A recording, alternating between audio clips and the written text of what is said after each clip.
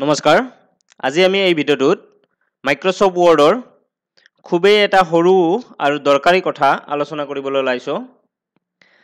গতিকে ভিডিঅ'টো চাই আপোনালোকে খুবেই ভাল পাব গতিকে ভিডিঅ'টো সম্পূৰ্ণ শেষলৈকে চাই থাকিব কিছুমান শব্দ বহুবাৰ লিখাৰ পিছত আমি ডিলিট কৰিব লগা হ'লে কি কৰিব লাগিব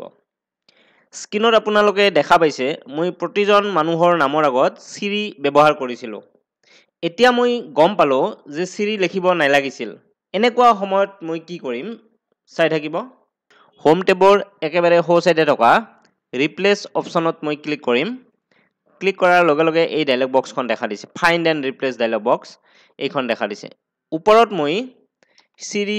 লিখিম যেটো নেলাগিছিল আৰু লগতে স্পেসও এটা মই দি দিম কিয় মই এতে নামৰ আগত স্পেস বুৱাইছিলো তো চিৰি লিখি মই স্পেস দি দিছো ইয়াত আৰু তলৰ যেটো ৰিপ্লেস উইথ অপচন আছে তাত মই একো নিলিখো এতিয়া মই ৰিপ্লেস অল যেটো কমান্ড বুটাম আছে তাত ক্লিক কৰিম লগে লগে এই চিৰি বিলাক নাইকিয়া হৈ গৈছে নিশ্চয় আমাৰ এই ভিডিঅ'টো আপোনালোকে ভাল পাইছে যদি ভাল পাইছে ভিডিঅ'টো শেয়াৰ কৰিবলৈ নাপাহৰিব আৰু যদি আমাৰ এই চেনেলটো আপুনি এতিয়াও সাবস্ক্ৰাইব কৰা নাই অনুগ্ৰহ কৰি সাবস্ক্ৰাইব কৰিব আজিলৈকে মানে ধন্যবাদ